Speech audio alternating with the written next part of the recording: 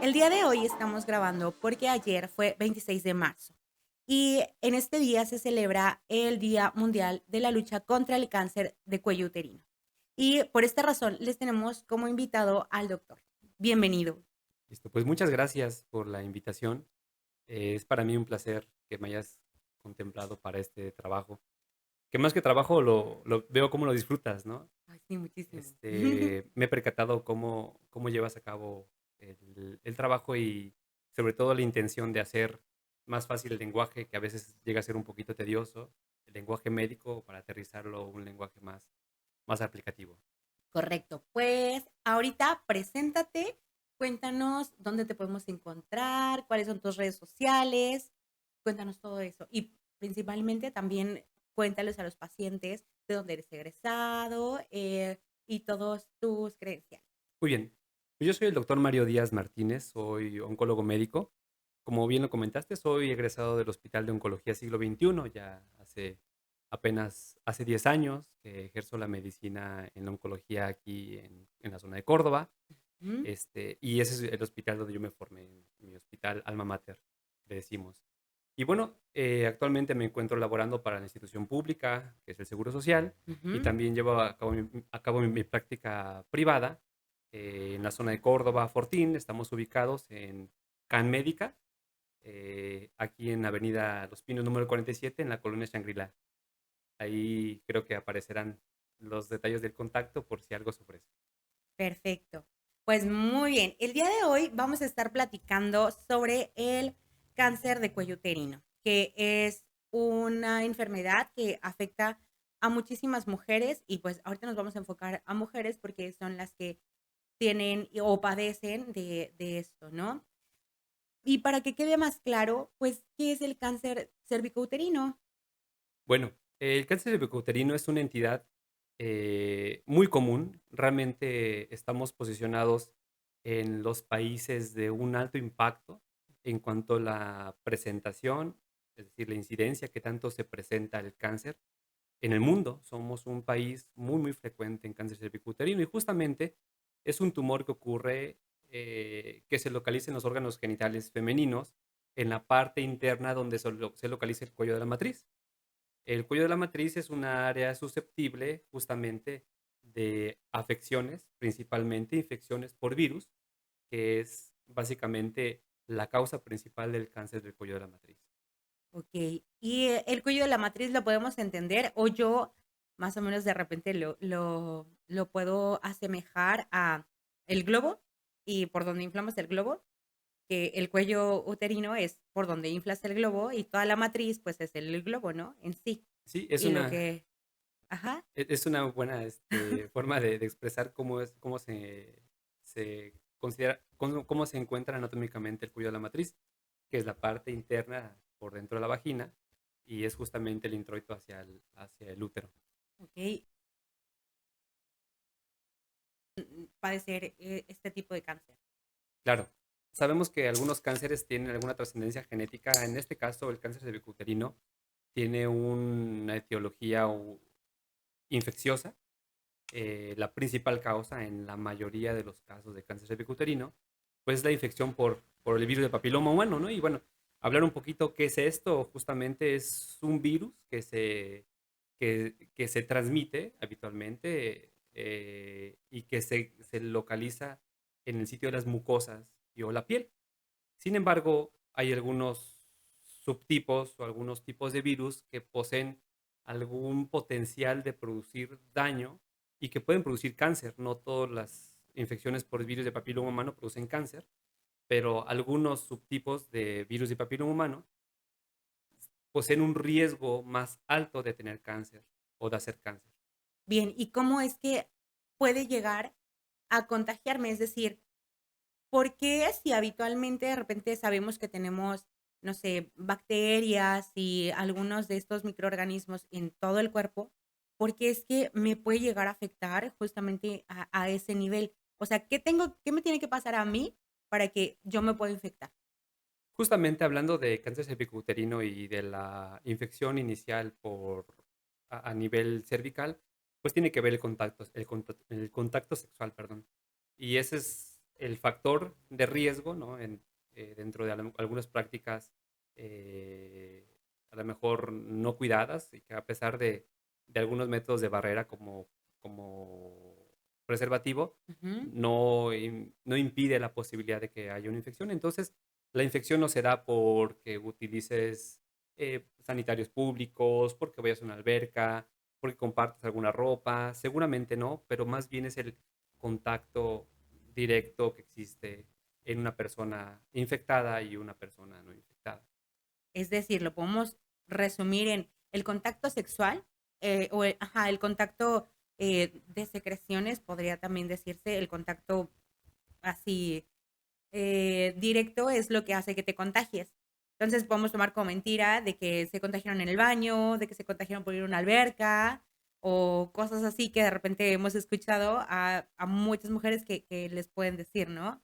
Sí, no, definitivamente el contacto es sexual y el contacto es a través de una persona que está expuesta o que más bien que es portadora de un virus. Bien, ¿cómo me puedo dar cuenta de que puedo estar contagiada de algún de estos tipos de virus? Mira, la verdad es que síntomas de infección por virus no existen. Ujú, A lo mejor la manifestación propia del cáncer cervicuterino como una consecuencia crónica de esta infección es lo que llega a producir las manifestaciones. ujú, Pero justamente si hablaremos un poquito del tema de la prevención, y hay estudios de tamizaje, entre ellos del Papá Nicolau o algunos especializados, que detectan serotipos, o sea, tipos de virus más agresivos que otros. Por ello es que a lo mejor sea una de las formas de detectar si está uno expuesto o es portador de ese virus y sobre todo saber si los virus de los cuales somos portadores son virus de un bajo riesgo de tener cáncer o virus de un alto riesgo de tener cáncer. Y de ahí ujú. implican las necesidades preventivas y terapéuticas. Bien, ahora, ¿cómo me puedo dar cuenta de que de que una persona tiene cáncer eh, de matriz o del cuello de la El cuello de la matriz? matriz. Bueno, pues la verdad es que tras la exposición del contagio, por ejemplo, Ujú, o de la formación o cambios que existen a nivel del cuello y que estos pudieran malignizarse o incluso llegan a evolucionar, porque a pesar de que haya infección, haya cambios en la piel del cuello de la matriz, no todos van a traducir a la progresión de la enfermedad. ujú, Más bien, muchas de las pacientes, a pesar de tener cambios en el cuello de la matriz, pueden tener regresión y curación de las lesiones precursoras del cáncer. Sin embargo, las pacientes que tienen una cronicidad de la enfermedad, de los cambios premalignos, a un tiempo que habitualmente es prolongado. Se estima que puede ocurrir un tiempo de evolución de hasta 10 años para que el cáncer se llegase a manifestar o ujú. llegase a producir síntomas. Y los síntomas pues, son relacionados a los efectos que producen en el cuello de la matriz.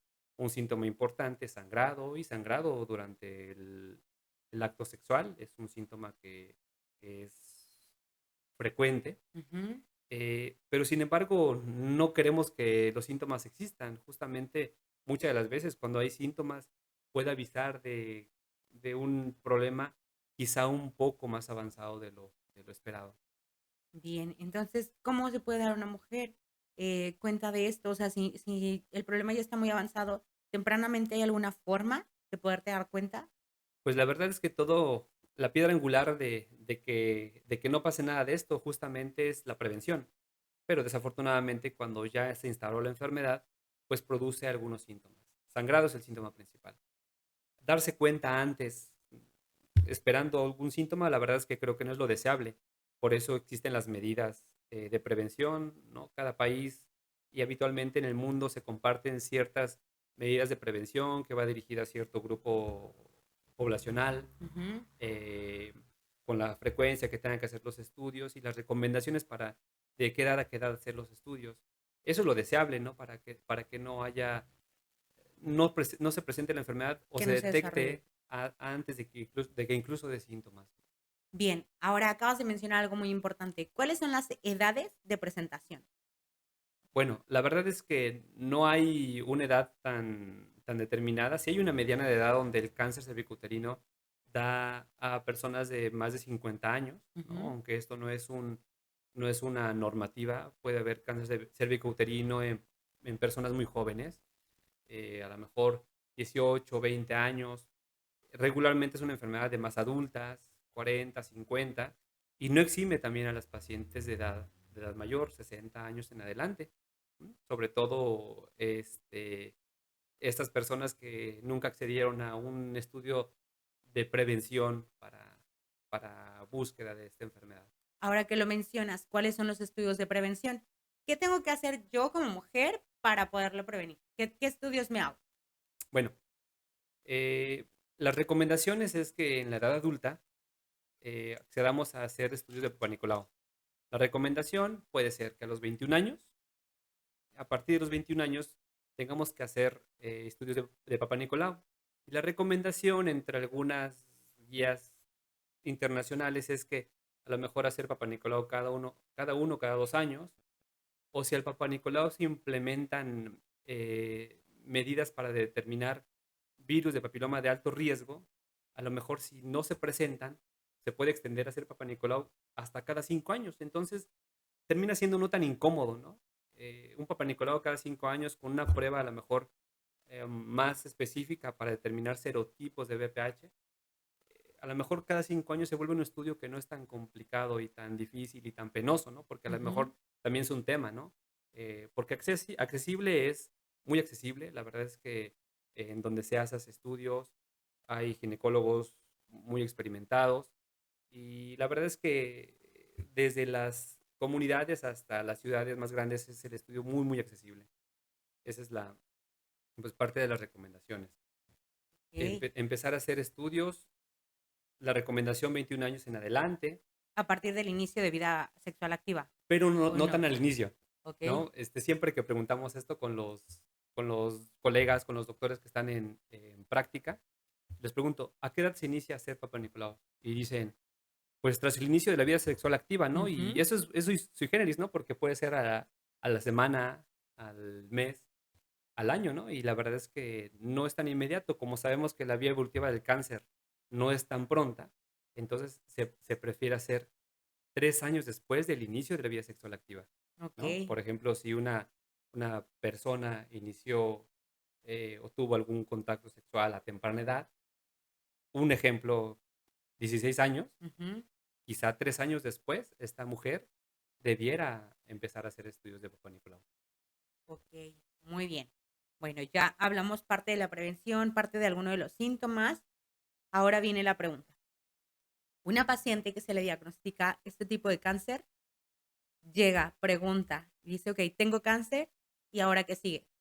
Bien, es una muy buena pregunta. La verdad es que el paciente o la paciente entra en una incertidumbre de un diagnóstico que a lo mejor no es tan malo, ¿no? Porque se estereotipa el cáncer como una enfermedad muy, muy, muy fea, muy mortal, y no lo es, ¿no? Yo pienso que aún existen las enfermedades metabólicas, diabetes, hipertensión y otras más que son enfermedades, pues, mortales, y el cáncer no. Pero sin embargo, el cáncer deja mucho eco en los pacientes. Ujú. Por lo tanto, el paciente imagina la muerte. Primero hay que calmar a la paciente, decirle que ya hay una ganancia, en que ya se identificó algo que a lo mejor estaba oculto, ¿no? Es importante. Y ahora sí, decirle qué sigue, pues entonces tenemos que saber, si ya tenemos un diagnóstico de cáncer, tenemos que saber qué estudios son los que siguen, Ujú. sobre todo para establecer que los demás órganos están normales. Por ejemplo, saber que sus riñones estén bien, a lo mejor saber que su hígado esté bien, saber que sus pulmones estén bien, ¿no? No es que siempre el cáncer cervicuterino debuta con enfermedad metastásica, pero son los métodos de estadiaje para saber que la enfermedad puede estar localizada y puede ser atribuible a un tratamiento local, llámese resección, llámese cirugía o llámese radioterapia. Ok, bien. Entonces, lo primero es estadificar. Llámese por estadificar el conocer qué tan avanzada está la enfermedad. ¿Sí? ¿Estoy en lo correcto? Sí, aunque si lo planteamos así como qué tan avanzado, Ujú. porque siempre creamos como un escenario, el peor de los escenarios, ¿no? Tampoco Ajá, no, tampoco es okey, así, ¿no? Pensar que, por ejemplo, si hay un tumor milimétrico localizado en el cuello de la matriz, difícilmente va a ser un tumor que va a ser enfermedad a distancia. Sin ujú, embargo, son métodos de estudio, tamizaje para saber que todo lo demás está sano, ¿no? Es distinto el escenario en como lo planteamos, ¿no? Porque ujú, alguien podrá escuchar esta entrevista y siempre crear un miedo, sobre todo si alguien está padeciendo la enfermedad, de que se va a hacer estudios porque se va a encontrar algo, ¿no? Más bien, se tiene que establecer la necesidad de hacer estudios para saber que todo está en orden y que a okey, lo mejor, perfecto. fíjate cómo cambia el contexto, ¿no? Ajá, Del pensamiento, ¿no? Pensar en hacer estudios angustia al paciente porque puede pensar que el doctor me está haciendo, me está mandando a hacer estudios de extensión porque piensa que hay algo más, ¿no? Y justamente lo que tratamos de enfatizar es que queremos hacer estudios de extensión porque queremos saber que todos los órganos están bien, que sus riñones están bien, porque queremos saber que esos riñones estén sanitos, sobre todo en cáncer cervicuterino, porque eso es parte de la estadificación, y que podamos acceder a un tratamiento más radical, llámese cirugía, llámese radioterapia, etcétera. muy bien. Entonces te pregunto ahora, ¿cuáles son los estudios de extensión que se le solicitan a un paciente para valorar esto, la estadificación? Es decir, si hay afectación o no de otros órganos. Bueno, la verdad es que todo está al alcance de todo, ¿no? Y eh, al ser cáncer cervicuterino una entidad tan frecuente y también muchas de las veces una enfermedad que también ocurre en una frecuencia alta en países de bajos ingresos, se llama, así es como quizá pudiéramos estar catalogados, puede ser un estudio de extensión desde una orografía excretora, ¿no? Aunque Ujú, sabemos, y tú sabes que quizá en este momento sería un estudio quizá en desuso, ¿no? Por ujú. el acceso a otros estudios de mejor calidad, ¿no? Entonces, realmente lo mínimo es tener un estudio bien hecho de contraste de abdomen, una tomografía contrastada de abdomen, abdominopélvica, una tomografía de tórax, sobre todo sabiendo si o pensando que la enfermedad tiene ciertas características agresivas, o al menos incluso una radiografía simple de tórax. Son Okey. estudios, simplemente una tomografía haría el paro, ¿no? Bien, ahora te voy a preguntar, y te voy a hacer esta pregunta porque de repente, bueno, es algo que te comentaba fuera de cámaras, es algo que, ajá, yo como radióloga, ustedes saben que yo soy radióloga, de repente es como el coco, ¿no? ¿Tú pides las tomografías simples o contrastadas para hacer este tipo de evaluación? Estadificación es con contraste, digo, salvo que el paciente tuviera alguna comorbilidad y no se pudiera hacer por alguna situación. El estudio debe ser contrastado. ¿Cuál es la contraindicación para no poderla hacer contrastada? Pues creo que tiene que ver con el tema del riñón. Okey. O sea, finalmente en cáncer cervicuterino, por la localización anatómica del cáncer y la cercanía en la cual se encuentra la vejiga y sobre todo los ureteros, que son las mangueritas que bajan de la vejiga hacia, digo, de los riñones hacia la vejiga, Ajá. de tan cerca que está, puede haber obstrucción, obstrucción directa entre el órgano y el tumor, Ujú, y puede haber a veces obstrucción del flujo de la orina y producir insuficiencia renal. ujú. En algunas circunstancias que no es tan infrecuente, llega a suceder. Entonces, quizá ese paciente que tuviera una enfermedad un poquito más avanzada tuviera contraindicación porque a lo mejor fuera deleterio para el funcionamiento de su riñón o alguna alergia conocida para el medio de contraste, pero creo que la mayoría de las pacientes, el 80-90% de las pacientes van a tener sin problema el acceso a hacerse un estudio con contraste. Perfecto. Entonces, pues ahí está este tema que de repente sí es algo que me encanta que escuchen y no de mí, sino de alguien que también se dedica a hacer todo este tipo de estadificación.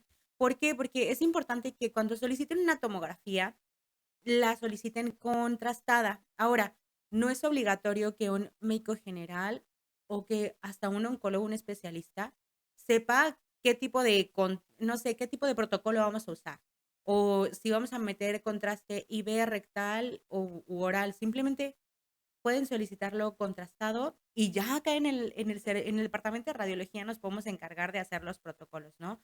Pero algo importante es esto, que sepan que probablemente en algunos casos se va a hacer el contraste aplicación y vía intravenosa, es decir, por la venita, se va a meter el material y que probablemente también pueda ser vía rectal. esto por lo que ya mencionaba el doctor Mario, que hay una cercanía, estamos de acuerdo que está la vejiga, acá atrás está el recto y el útero, es decir, la matriz queda en medio, aquí está.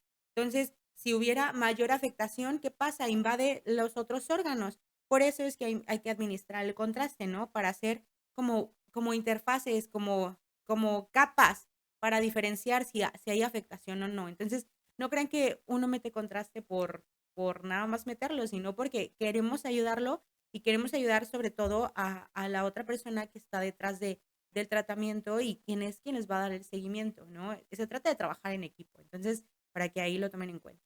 Sí, un tema importante es justamente por qué los contrastes, porque la diferencia entre la separación entre cada órgano es importante. Hablábamos de la cercanía, como dices, por enfrente de la vejiga y por atrás el recto. Y aún así, aunque hubiese sospecha de que esos órganos pudieran estar tomados, también echamos mano de otros colegas para, o para actualizar la estadificación, es decir, si pensamos que hay afección a la vejiga, no solamente nos quedamos con el diagnóstico por tomografía, tenemos que pedirle apoyo al urólogo para que Ujú. por medio de una camarita que se llama cistoscopía pudiera ver en vivo si hay afección hacia la vejiga y sobre todo tomar muestras, porque no solamente es ver si parece o no que hay afección. Ujú. Y lo mismo sería para el recto. Si hay datos o sospecha porque el paciente presenta síntomas o porque la tomografía es muy sugestiva de afección al recto, sería importante que el gastroenterólogo hiciera una endoscopía, una colonoscopía, para saber si el recto pudiera estar o no tomado por el tumor. Perfecto. Entonces, dense cuenta que esto es un trabajo multidisciplinario, es decir, de muchas especialidades, no solo de una. Entonces, es importante que todos trabajemos en conjunto, que es lo que hacemos habitualmente, y todo, pues, obviamente es para mejorar o tratar de que tengan la mejor calidad de salud, ¿no? Muy bien. Entonces, ya tenemos el tema de que ya pedimos estos estudios de extensión y ahora cuéntame, ¿de qué depende el tipo de tratamiento que se le pueda dar a un paciente? Muy bien.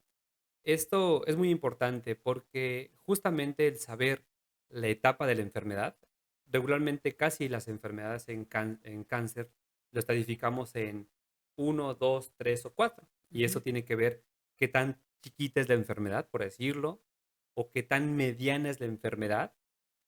Perdón por la expresión, pero podemos entenderlo así, o qué tanto, no tan chico o mediano es, sino que a qué otros órganos está afectando, ¿no? Como mencionábamos, el recto, vejiga, riñones. Entonces, dependerá de esto que le llamamos estadificación. Las etapas incluso iniciales del cáncer cervicuterino, por ejemplo, las etapas cero o in situ, esas se pueden tratar mediante resecciones locales. Los ginecólogos acceden al cuello de la matriz mediante una colposcopía y hacen resección de la lesión, hacen algo que se llama conización, que quitan justamente un conito llevándose todo el tejido malo y eso asegura una posibilidad de éxito. Ahí me entra una de estas preguntas que de repente hacen los pacientes. Si hacen ese tipo de extirpación de la lesión, llamémoslo así, ¿por qué hay pacientes que piensan, eso le regó el cáncer? Mito, ¿no? Mito, realmente a lo mejor lo que haría que el cáncer no se curara es que hubiese una resección no completa, ¿no? Ujú. Y, por ejemplo, no es nada más lo que el ginecólogo va a ver, es también lo que cuando se quite y se analiza al microscopio, el patólogo nos diga, hay márgenes libres que están sanos y esto asegura la curación, ¿no? Entonces, no es tanto que eso va a hacer que el cáncer avance, más bien a lo mejor un procedimiento no tan bien realizado o una estadificación no apropiada o no adecuada, quizá pudiera ser que falle o haya falla o recurrencia del cáncer. Ok, bien. Ahora, ¿qué otras opciones de tratamiento hay? Ya hablamos de si está localizado, se puede hacer una resección, se manda al patólogo para saber si estaba ahí nada más o no. ¿Qué otras ¿Qué otras opciones hay? Bueno, esto fue hablando de una etapa cero o in situ, ¿no? Ujú, Que llegar, por ejemplo, a quitar el útero tampoco es una necesidad, ¿no? Aunque es una práctica muy común, ujú, no es una necesidad de quitar el útero, ¿no? Sobre todo incluso si la mujer es joven, aún quiere tener más hijos, quitar el útero por una lesión localizada quizá no sea la mejor de las opciones. Pero es hablando de una etapa cero o una etapa in situ, ¿no? Si ya hay una enfermedad que ya no es una etapa cero in situ, la gente lo ubica como encapsulada, ¿no? ujú, A lo mejor no está bien dicho, pero se entiende. ujú. Claro, aquí la idea es Este, eso. pero si tiene una etapa uno, que a lo mejor pueden ser tumores pequeños de no más de 4 centímetros, Ujú, la opción curativa es la cirugía. ok, Entonces, esta cirugía debe de ser realizada por un especialista, un oncólogo cirujano o un gineco-oncólogo. Es un ginecólogo que se especializó en el área de oncología. Este, Esto es la opción curativa de las enfermedades, de las etapas que son localizadas de tumores de no de más de 4 centímetros. ¿Por qué no operar pacientes con tumores de más de 4 centímetros? Porque no exime la necesidad de utilizar de otros tratamientos como radioterapia. ujú, Entonces, si de repente podemos obviar una cirugía que si es una cirugía extensa y dar un tratamiento alternativo a la cirugía como es la radioterapia, también es una opción. Entonces ya hablamos de cirugía como la primera opción cuando la enfermedad es pequeña, ujú. a un tratamiento de radioterapia que justamente es emitir radiaciones a la caja de la pelvis para que haga alguna reacción química hacia el tumor y digamos que esto hace la destrucción del mismo. Y bueno, se habla de quimioterapia y Ujú, otros escenarios y justamente no perder de vista que la radiación, la radioterapia es el tratamiento más importante cuando la cirugía no es el primer paso. ok. Pero, por ejemplo, ¿cuál es la función mía en este escenario de la enfermedad localizada? Dar tratamiento de quimioterapia para sumar fuerza a la radioterapia. Por eso, si tu médico te ha indicado que requieres radioterapia y requieres de quimioterapia, esa es la razón, ¿no? Porque la quimioterapia sumará la eficacia de la radioterapia, que es el tratamiento más importante cuando la cirugía no se puede dar. Bien. Ahora, entre quimioterapia y radioterapia, porque se escucha mucho, ¿cómo, o sea, cómo lo puede diferenciar un paciente? ¿De qué trata uno y de qué trata otro? Bien, pues radioterapia, ubiquen ustedes cuando a alguien le van a tomar una radiografía de algún segmento de su cuerpo. Justamente la intención es llevar a cabo un tratamiento de radiación con cierta dosis, con cierta frecuencia, a modo de producir una reacción química. Es un rayo que incide sobre un órgano. Ujú, Y quimioterapia, hay distintos tipos de quimioterapia. Habitualmente la quimioterapia son tratamientos, son fármacos que se diluyen en soluciones y se ponen a través de una vena, un acceso venoso, para que éste se distribuya en el cuerpo y acceda al sitio donde está la enfermedad, donde hay vasos que nutren esos tumores y que producen ciertas reacciones químicas por destrucción de su DNA u otros mecanismos que produce. Pero son fármacos. La quimioterapia son fármacos y no solamente quimioterapia intravenosa, hay otra especie de fármacos, por ejemplo, orales. bien. Ahora, ¿cuáles son los principales efectos adversos de este tipo de tratamientos? Bueno, al ser un tratamiento de mucho valor, también la contraparte son los efectos adversos. Por eso es importante, pues, asumirlos, platicarlos, prepararlos y llevarlos, por ejemplo, con el experto en radioterapia para que les diga cuáles son las posibilidades de síntomas y a lo mejor qué síntomas pueden ser mejorados con algunos fármacos. Pero, por ejemplo, la radioterapia produce algunos efectos sobre la piel de la pelvis, de donde se hace la radiación. A lo mejor algunos síntomas urinarios, porque en la cercanía del recto o de la vejiga, pues se pueden producir cambios, alteraciones, síntomas gastrointestinales, como dolor en el recto, sangradito, relacionado, por ejemplo, a la radioterapia. Pero el efecto más importante de la radioterapia es el efecto sobre la piel. Y quimioterapia, pues también hay efectos. Algunas quimioterapias hacen que se pierda el pelito, ¿no? Habitualmente los esquemas que utilizamos en cáncer cervicuterino no son esquemas donde el pelo se caiga, pero cuidamos otras cosas, ¿no?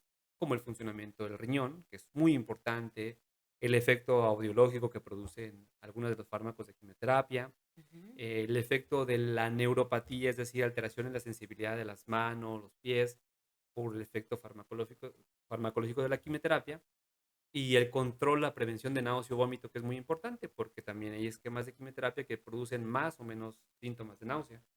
Y habitualmente en los esquemas que utilizamos en quimiorradioterapia para cáncer cervicouterino, el tema de la náusea es un tema importante que prevenir, porque tratarlo es otro rollo. Ok, bien. Ahora, ¿cómo haces tú en tu consulta para ayudar a las pacientes o a las personas que llegan sobre los efectos que pueda tener sobre su vida diaria? O sea, ¿cómo manejas y cómo estableces todo esto? Porque estamos hablando que, ok, se le detectó y se le diagnosticó un cáncer. Estamos hablando de la estadificación, es decir, qué afectación hay hacia otros órganos o no. Estamos hablando del tratamiento como tal, si ya sea quirúrgico, la radioterapia o quimioterapia, pero qué otras cosas hay qué otras, ajá, como qué otras especialidades pueden intervenir o qué otras cuestiones tomas tú para poder apoyar a este paciente, para que no llegue a afectar tanto su calidad de vida. Bueno, sí, entiendo. Parte importante es hacer saber que el paciente tiene una enfermedad que tiene un potencial de cura, ¿no? Creo Ujú. que es un aliciente muy bueno para el paciente, porque el paciente anímicamente se encuentra en una situación quizá mal la mayoría de las veces. Eh, También se piensa que el paciente que tiene cáncer tiene que cambiar totalmente su estilo de vida, ¿no? Y entonces empieza a hacer dietas que no corresponden, se quitan grupos alimenticios que son básicos y que son importantes para el mantenimiento del organismo. Eh, es importante hacerle saber al paciente que deba tener una condición de vida normal. Normal es que si es una paciente trabajadora, haga sus actividades, cocine, porque otros siempre preguntan, doctor, ¿y puedo cocinar? ¿No? Ujú. Son simplemente tabús.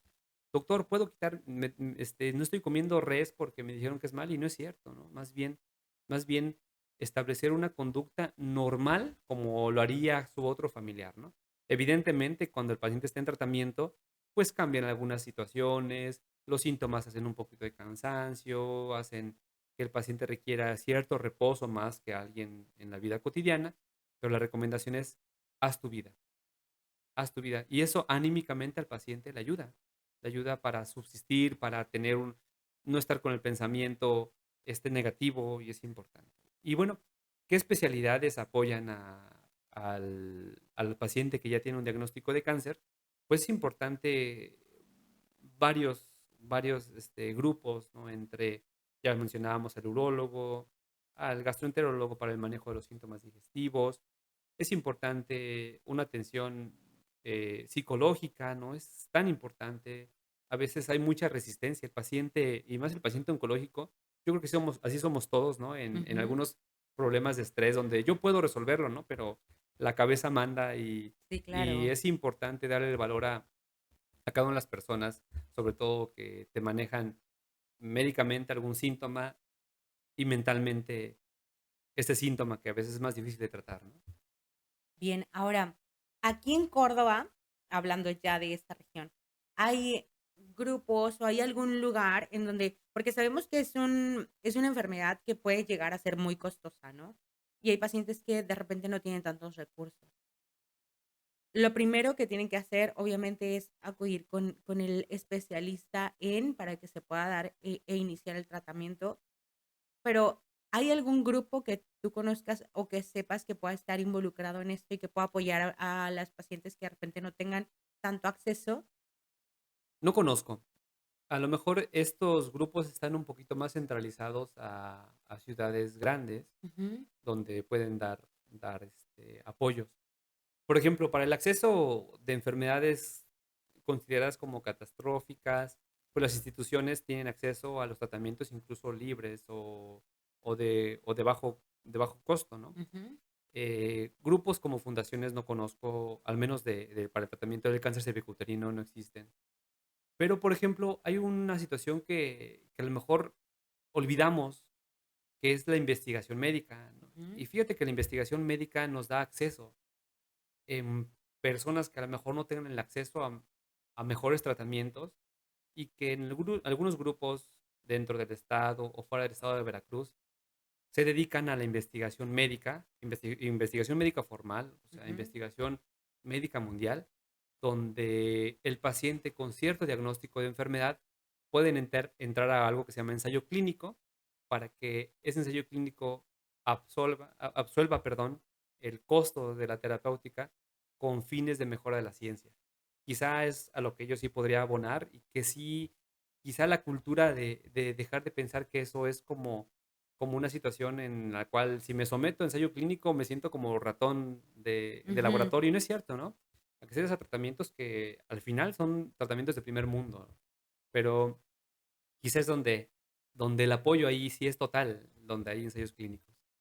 Muy bien, y ahora retomando entonces, los pacientes se pueden preguntar de repente, ¿qué cambios deben de hacer en su estilo de vida? Tomémoslo estilo de vida como un todo, ¿no? Alimentación, a lo mejor ejercicio y su vida personal, a lo mejor también en el entorno familiar. ¿Qué cambios debe de hacer? Esa pregunta es muy buena y es tan común en la consulta porque yo les digo a modo de broma a los pacientes, uno les puede hacer recomendaciones y de repente a la siguiente consulta justamente no hacen las recomendaciones que tú les dices, ¿no? Y les digo, bueno, ahora resulta que entonces, de pocos oncólogos que somos, ahora en la comunidad hay muchos oncólogos, ¿no? Que opinan. Ujú, Y la verdad es que creo que el familiar, el amigo, no lo hace en un ámbito malo o con mala intención, pero sí mal informado.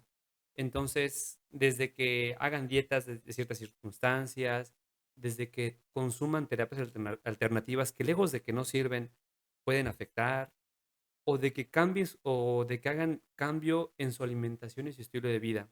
Y sobre todo, al que les piden que no haga nada porque tienen cierta compasión. Justamente queremos lo contrario, ¿no? Primero, que el paciente pregunte siempre a quien deba de preguntar. ujú. Y la experiencia no es a otra persona que tuvo cáncer, porque a lo mejor te va a platicar su experiencia y cómo lo percibió ella. Creo que siempre preguntarle al médico qué es lo que tienes y no tienes que hacer, y hacerle caso. Una de las circunstancias es si hacer una vida cotidiana, si hacer ejercicio, no hacer dietas. La dieta a lo mejor tiene que estar quizá orientada por un nutriólogo especialista, sí los hay. A lo mejor batallamos un poquito en que alguien te dé una dieta muy adecuada, pero sí los hay. Saber que no hay que hacer restricciones alimentarias, que eso llega a empeorar, porque si uno deja de comer, por ejemplo, proteína, empieza a haber desnutrición proteica, ¿no? Ujú. Que es justamente la pérdida de la masa muscular, que es la que nos aporta muchos mecanismos buenos en el cuerpo.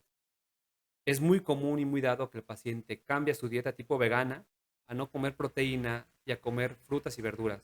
Y eso realmente no es bueno. Entonces, hacer énfasis que no hay dietas, o más bien la dieta debe ser cuidando todos los grupos alimenticios, que la vida o el estilo de vida no debe de modificar, sí debe de modificar a bien, ¿no?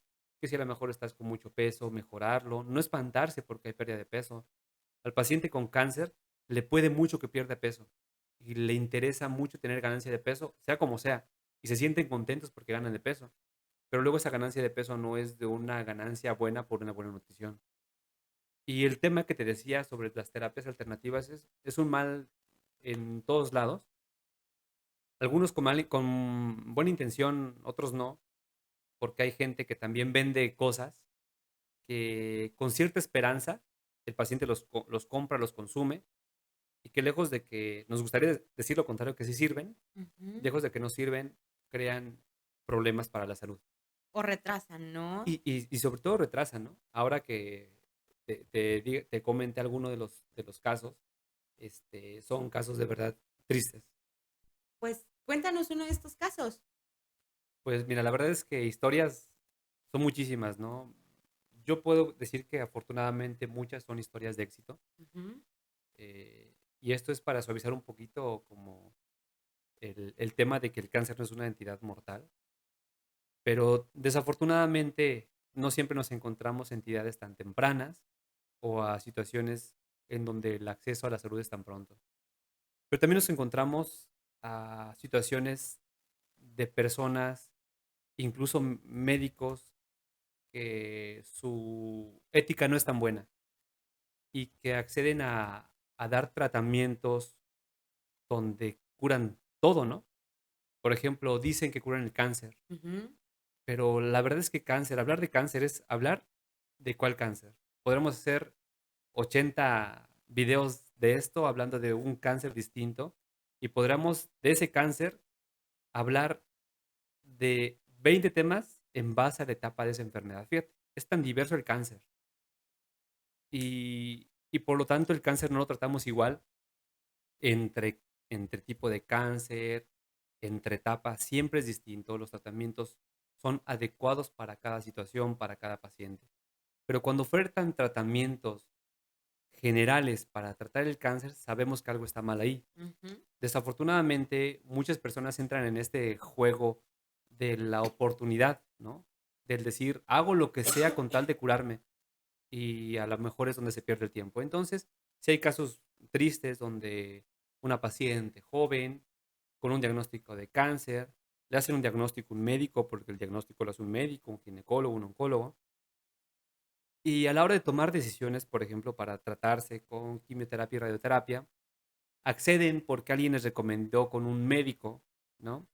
Y ofertan tratamientos esperanzadores. Qué bueno que funcionaran, ¿no? Y sería muy equitativo la carga de trabajo que a veces también tenemos, pero no. Justamente les dan tratamientos, no sé de qué cosas. El paciente pierde dinero, pierde tiempo y pierde lo más importante que es la salud y que muchas veces la pérdida de la salud traduce en la vida. Entonces nos toca ver pacientes que tras ese proceso de separación del tratamiento, donde estaba a punto de iniciar un tratamiento pues óptimo, científicamente probado, acceden a tratamientos y vemos a las pacientes nuevamente con estudios y la enfermedad es otra. La enfermedad está avanzada, la enfermedad incluso está en condiciones malas, como para que el paciente no pueda ser tratado por nosotros.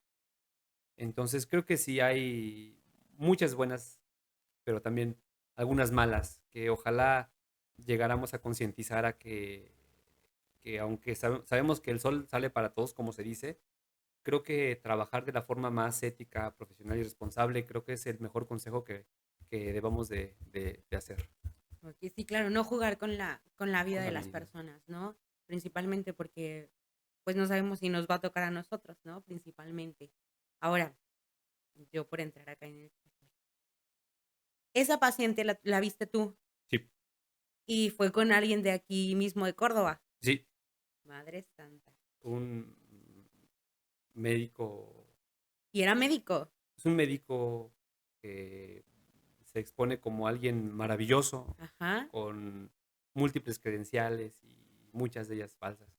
En serio. Pero sí es médico. O sea, sí estudió medicina. Sí, algunos otros no, se dicen químicos, pero por ahí algunos sí. Y es muy, muy, muy triste, muy lamentable. Y vamos, reconocido, quizá no por bueno. Bien, pues ya saben, ahí, por ahí este tema, pues sí sería importante el poder ver bien con quién van a tratarse y sobre todo con quién de repente van a llevar a sus familiares, ¿no? ¿Y algún caso de éxito que hayas tenido? Pues la verdad es que El que casos más de... te haya gustado, no sé, el que más te haya llamado la atención, una paciente joven, una paciente que todo el mundo a lo mejor ya decía que no iba a mejorar y mejoró realmente. No, por ejemplo, un caso de éxito podría ser aquellos que los cirujanos se llevan las palmas porque en algunas circunstancias el cáncer cervicouterino se puede tratar no con la, no con la resección total del útero. Ujú. eh, y por ejemplo, para una paciente que no cumplió su paridad, quitarle su útero o quitarle su órgano ginecológico, Paridad, puede, recuerden que es que no ha tenido que no ha hijos, tenido pues. hijos, pues quizá se rompen muchos sueños, ¿no? Entonces, Ujú, hay médicos exitosísimos, muy reconocidos, buenos, que hacen cirugías preservadoras de la fertilidad, ¿no? ujú. Entonces, ver una paciente que se trató con una cirugía exitosa, de una cirugía preservadora de la fertilidad, son procedimientos locales donde quitan solamente la parte del tumor, se llama traquelectomías, y que saber que la viste 8 años después y tuvo a su bebé, eso es creo que algo inspirador, ¿no? Sí, claro, pues eso debe ser de las cosas más bonitas que te llegan, ¿no? Muy bien, mira, ahorita me hiciste recordar y tomar como esta parte para, pues para compartir un poco, me hiciste recordar que una forma de que podemos ver el cáncer es como una nueva oportunidad o una oportunidad para hacer las cosas que no te has animado a hacer. No sé, yo así lo veo. Porque muchas veces vivimos pensando que vamos a vivir mañana, que vamos a tener una semana más o un mes más.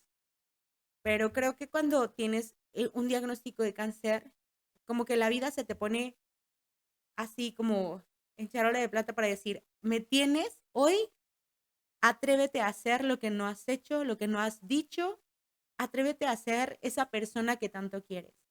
Y muchas veces creo que el sacar esto también puede ayudarte como a mejorar tu estado de ánimo y a tomar de una mejor forma este tipo de diagnósticos. No sé, ¿tú qué opinas? Claro, pues la verdad es que un paciente con cáncer es un reto, ¿no? Es un reto incluso personal. Yo creo que tiene que ver mucho cómo lo tomes o cómo lo afrontes, ¿no? Desafortunadamente estereotipamos al cáncer como una enfermedad mortal y es bueno hacer conciencia y crear este mensaje justamente en que muchos pacientes con cáncer tienen esperanza de cura. Y algunos pacientes que no tengan esperanza de cura porque la enfermedad salió del control, también hay posibilidades de tratamiento, ¿no?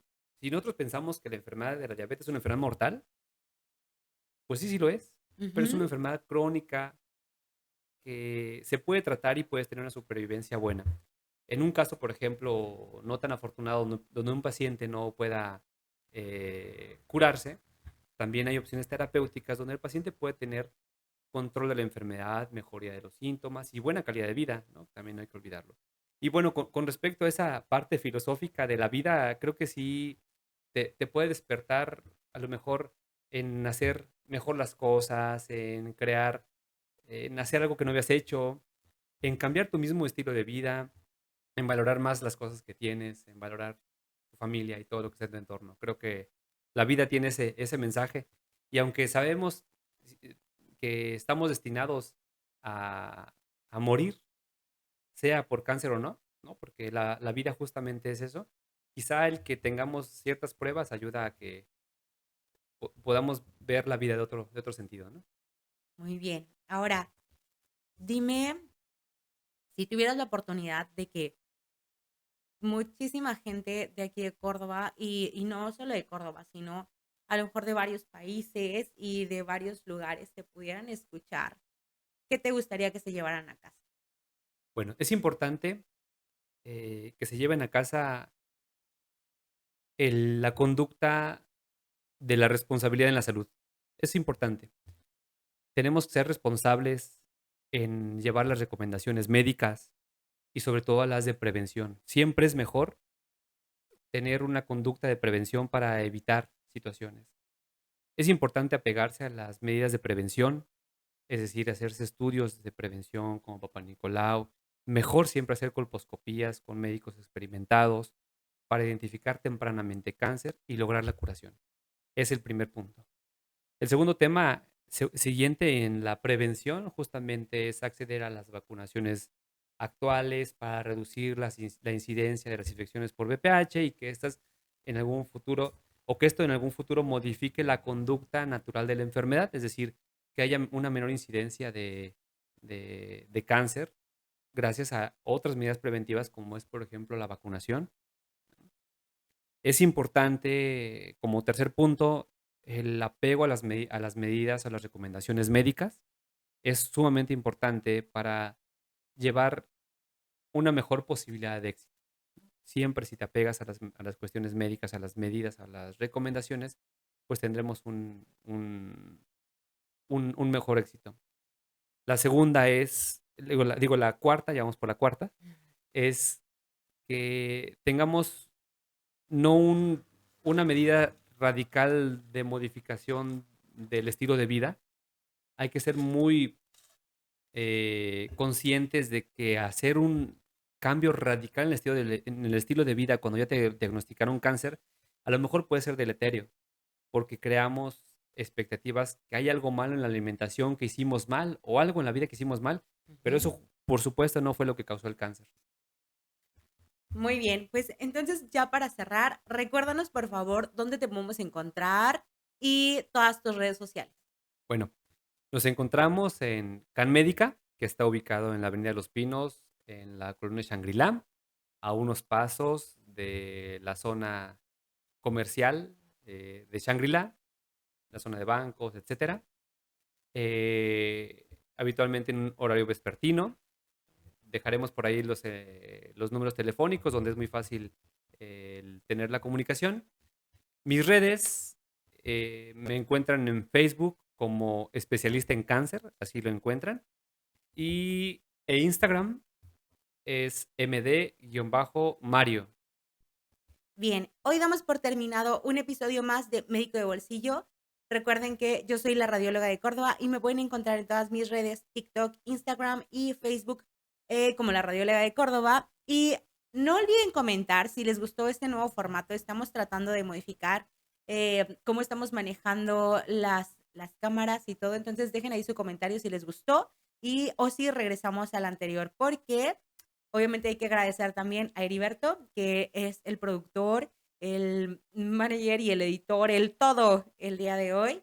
Y también hay que agradecer al doctor Mario porque nos está prestando las instalaciones de Can Médica para poder grabar este capítulo. Así es que no olviden, dejen su comentario, manita arriba, suscríbanse, no lo olviden. Y compártanlo para quien crean que les sirva este capítulo. Nos vemos. Chao.